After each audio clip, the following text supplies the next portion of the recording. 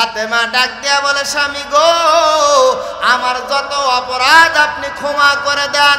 ও স্বামী, আপনি আমার উপরে কোনো রাগ আছে নাকি? আপনি আমার উপরে খুশি আছেন কিনা?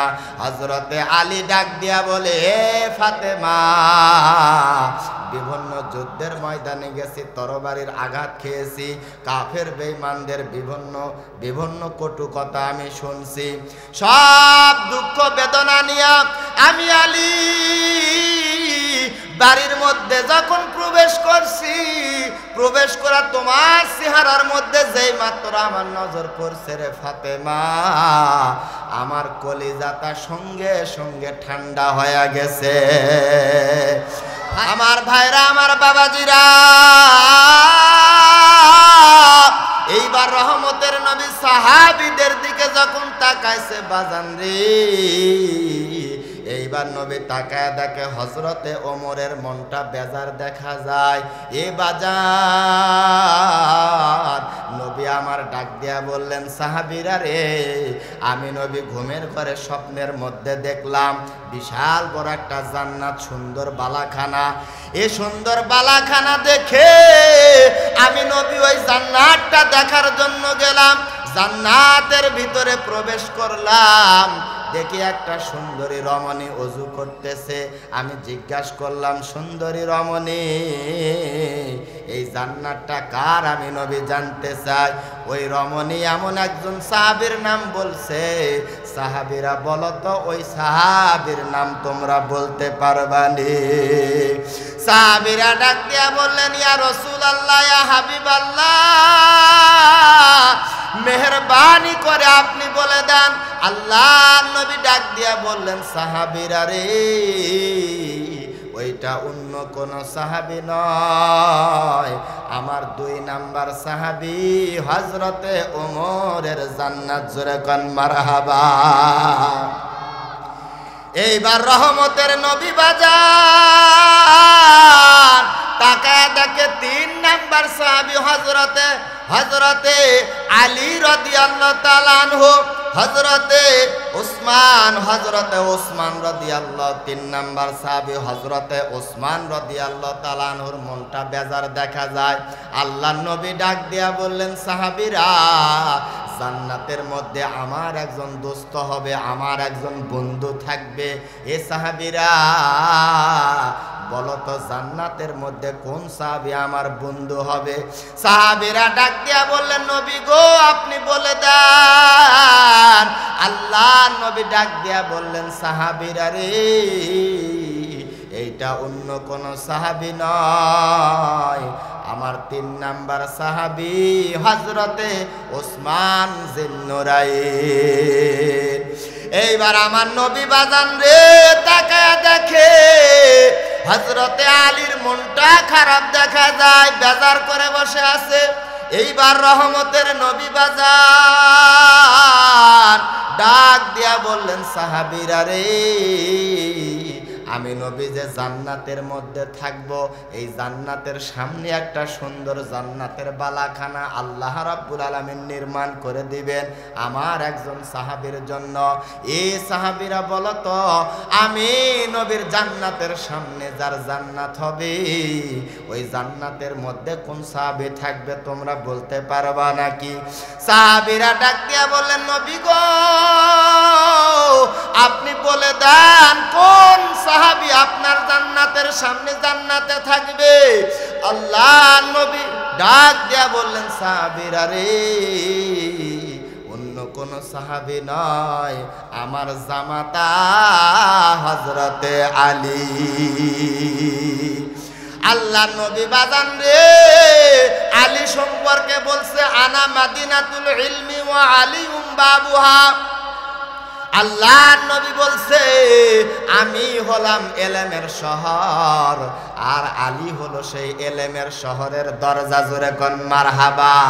বাজান রে, মা ফাতেমা রাদিয়াল্লাহু তাআলা আনহা আলীকে একদিন জিজ্ঞাসা করতেছে, ও আমার স্বামী আলী আসাদুল্লাহিল গালিব, আমি সেহরি খাবার পর বিছানার মধ্যে কেবলমাত্র পিঠটা লাগায়া দিছি, হঠাৎ করে আমার ঘুম আসছে, আমি স্বপ্নের মধ্যে দেখি আমার বাবা আমার কাছে চলে আসছে। আমার আব্বা ডাক দিয়া বলে, এ বেটি ফাতেমা, সেহেরি খায়া তুমি ঘুমাইছ, তুমি চিন্তা করো না, আমি নবী তোমার জন্য ইফতারির একটা প্লেট সাজায়া রাখতেছি। সন্ধ্যার বেলা আমি আর তুমি জান্নাতের মধ্যে বাপ বেটি একসঙ্গে ইফতার করব।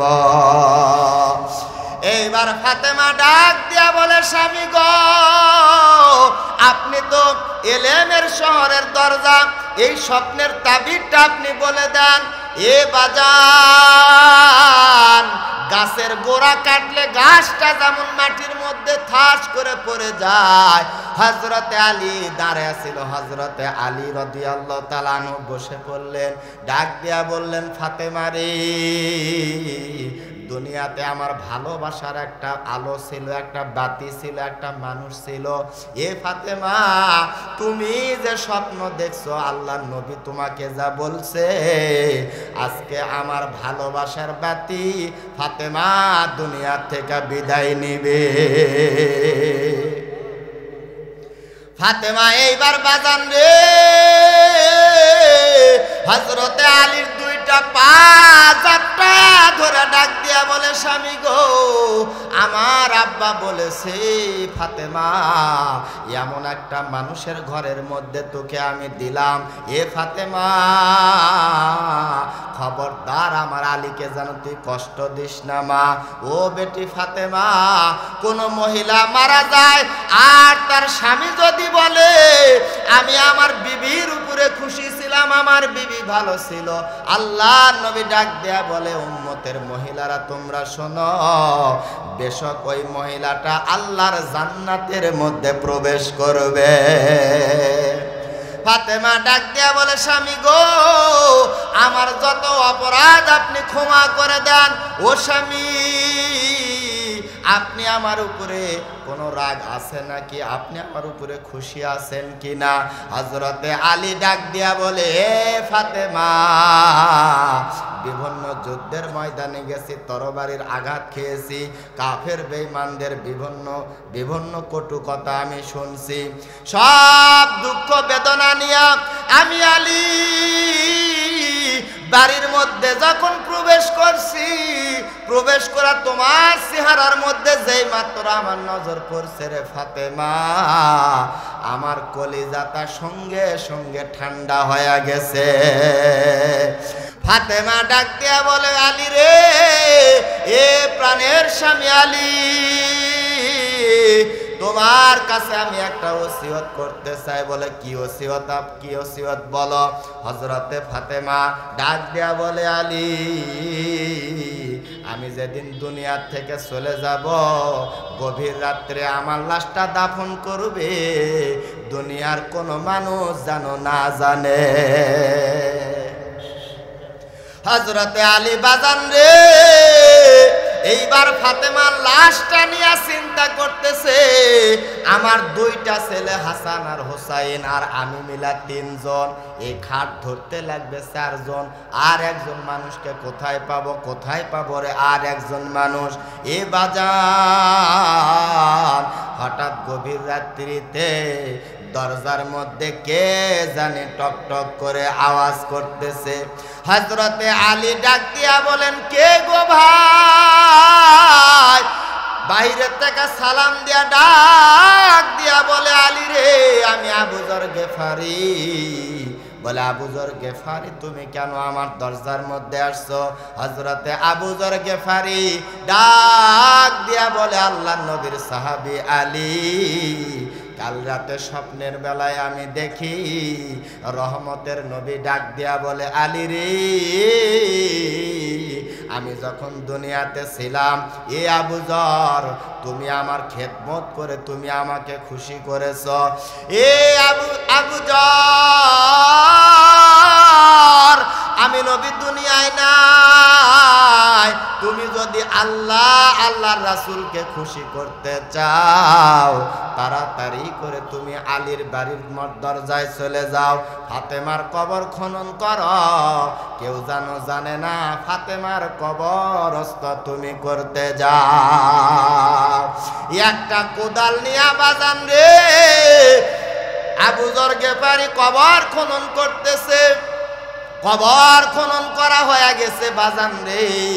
এ মোমিনপুরের মায়েরা বোনেরা দিলের কান দিয়া কথাটা শুনবেন গো মা। আবু যর গেফারি কবর খনন করার পরে কবরকে ডাক দিয়া বলে, কবর রে আজকে তোর জীবনটা ধন্য, তোর ভিতরে জান্নাতের সরদারিনী মা ফাতেমা তোর মধ্যে আসতেছে, জোরে কোন মারহাবা। কবর কোনো কথা বলে না বাবা। এইবার আবু যর গেফারি ডাক দিয়া বলে, আলীর বিবি আসতেছে, মা ফাতেমা, হাসান হোসাইন জান্নাতের সরদারিনী যুবক, জান্নাতের সরদার, তার মা কবরের মধ্যে আসতেছে। মোমিনপুরের মায়েরা কবরের জবান খুলে গেছে। কবর ডাক দেয়া বলে, আবু যর আমি হাসান হোসাইনের মা চিনি না, আলীর বিবি চিনি না, জান্নাতের সরদারিনী চিনি না, আমি কেবলমাত্র চিনি বান্দা বান্দির আমল।